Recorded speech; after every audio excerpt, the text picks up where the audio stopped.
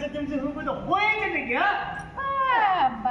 চলে এলেন ধর্মাবতার। সংসারের কুটোটি ভেঙে দুটো করার মুরদ নেই। সংসারের ঘাড়ে বসে কেবল কাজের মধ্যে ঢুল ছাড়ি না শুই। তুমি এই বইটা পড়বে খুঁজে পেলে? এইটার জন্যই তো মাঝে মাঝে বকছে। বলে খালা মামনি কোথায় আবার তুলতে যাবো? হ্যাঁ, আমি তো এই পড়ার টেবিলে ছিল বুঝতে সেখান থেকে নিয়ে আমি আর কি মানে টাইম পাসের জন্য। আমি এদিকে সংসারের ঘানি টানতে টানতে মরে যাচ্ছি, আর উনি গড়িয়ে গড়িয়ে টাইম পাস করতে ওই তোমার রসটা সম্বন্ধে কিছু নেই। আমার সারাদিন হয়ে গেল, এ আর সহজে পাবে না। আমি বাবা কেটে পড়ি। মা আমি আসছি। আসছি বলে চলি। অপদিন বলে টাকাটা নিয়ে যাবে যাবার সময়।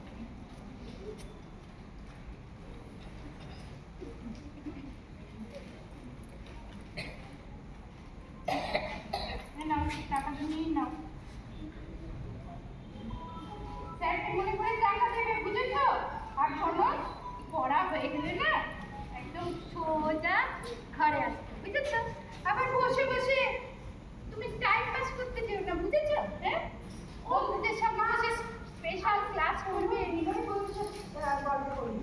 বিশেষ করে স্যারকে জিজ্ঞেস করবে।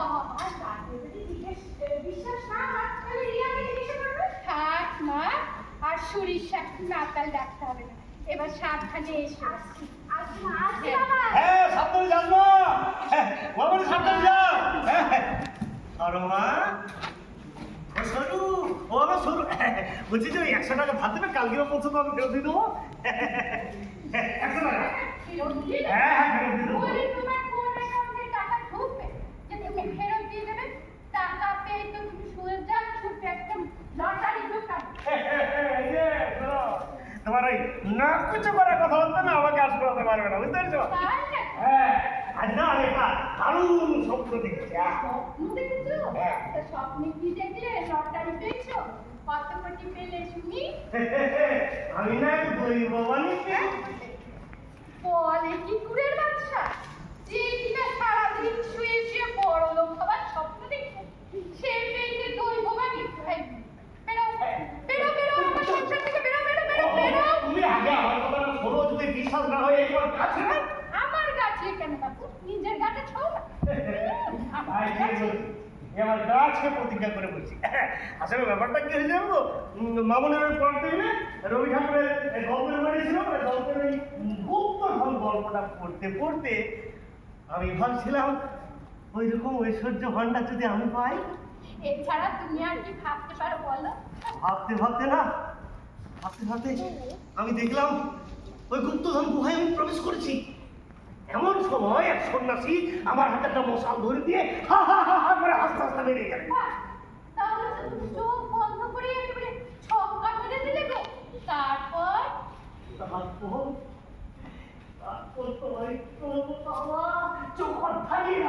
চারিদিকে চারিদিকে সোনা দানা হিরে জহর করি মানিক কত কি কত কি।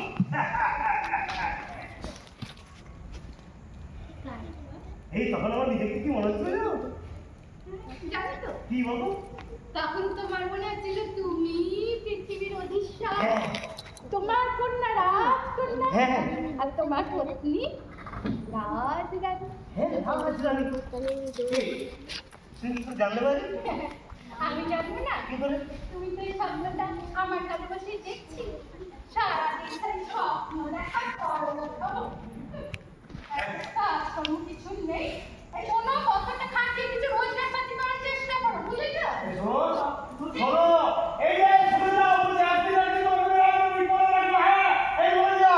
তাহলে তো নিশ্চয়ই অনেক ধনরত্ন এনে আমার ভান্ডার পুরো ভর্তি করেছো। তো কি আনবে বলো? সেই কথাই তো বলতে যাচ্ছি। বলছি তুমি শুনতে কোথায়?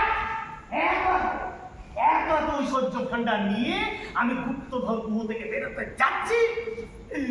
আরে বন্ধু, আমার হাত থেকে মশালটা পড়ে চারিদিক বন্ধ আর হয়ে গেল। সারাদিন তো পকেটে বিড়ি দেশলাই নিয়ে ঘোরো, মশালটা জ্বালিয়ে নিলেই পারতে। আমার তো ভয় করছে, অন্ধকারে টাইম ছাড়া শুরু করছে। যাচ্ছিলাম, বেরোনোর আমি রাস্তা বুঝতে পারছিলাম না, তখন আমি চিৎকার করে ওই সন্ন্যাসীকে ডাকতে লাগলাম, সন্ন্যাসী সন্ন্যাসী আমাকে বাঁচাও, এখান থেকে উদ্ধার করো, আমাকে বাঁচাও। তা অধীশ্বর, আপনি এখানে উদয় হলেন কি করে? তখন না আমি এক দৈববাণী পেলাম। হ্যাঁ? মৃত্যুঞ্জয়, মৃত্যুঞ্জয়, তুমি ওই ঐশ্বর্য ভান্ডার নিয়ে গুপ্তধন গুহা থেকে কোনোদিনই বেরোতে পারবে না। ওই ঐশ্বর্য স্পর্শ করাও পাপ। সত্যি তোমার স্বপ্ন বটে একটা।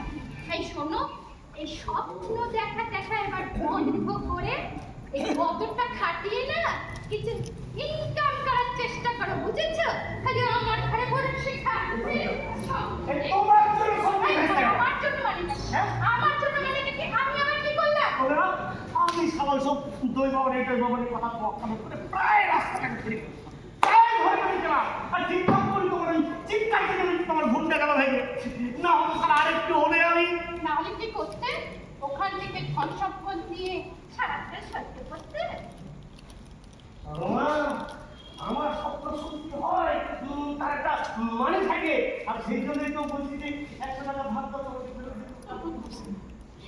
মানে হ্যাঁ, 100 টাকা। মানেটা হলো আমি আমার এই মাথার ঘাম পায়ে ফেলা টাকা তোমার লটারি টিকিট কাটতে দিতে পারলাম না। খাবার টাকা দেওয়া আছে, খেয়ে নিও, আমি আসবো। বলছি তো